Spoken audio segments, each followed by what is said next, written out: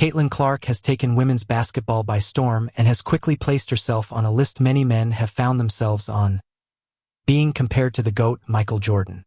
How is this so? Does Clark play above the rim? No. Does Clark wag her tongue around while attacking the basket? No. So why would Clark be compared to Jordan? The simple, her impact. Clark's impact on the WNBA is exactly the same as Jordan's was on the NBA. Both leagues discovered a talent that went beyond the hardwood and branched out into the marketing world like no athlete before them. Before Jordan, there were few sports athletes with brand deals and especially shoe deals. MJ changed the game when it came to how a player can earn money off the court and how they can create their own business, essentially through their own likeness. We saw it with Nike and Jordan in the 80s, and we are seeing it today with Clark and Nike as well as other brands.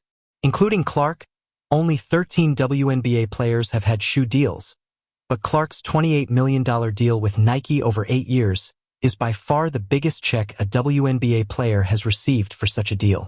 As for Jordan, players did not like how this young kid from North Carolina was getting all the big money deals, and they certainly didn't like how he was flaunting it. This was especially true at the 1985 NBA All-Star Weekend. The first sense of a problem occurred during the slam dunk contest. Jordan showed up wearing his Nike Air Jordan outfit. He also wore gold chains as he participated in the dunk contest.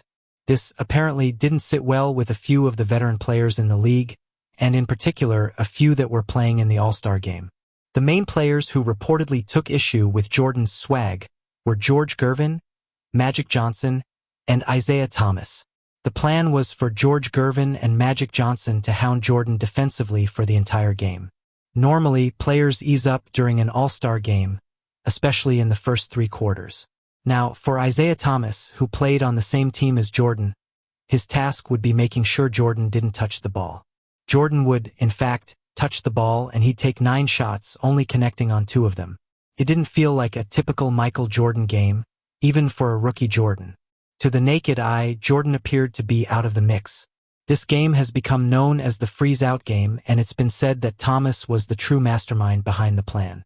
As for Isaiah Thomas, he and his bad boy Detroit Pistons would continue their harsh treatment of Jordan in a similar fashion to what Clark is going through in today's WNBA, being hit hard in almost every game.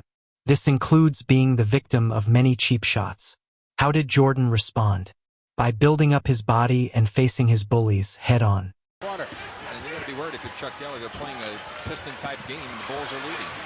Thomas threw it away, and out of there is Jordan. He's got Paxson and Davis with him. He doesn't need him. 23-17.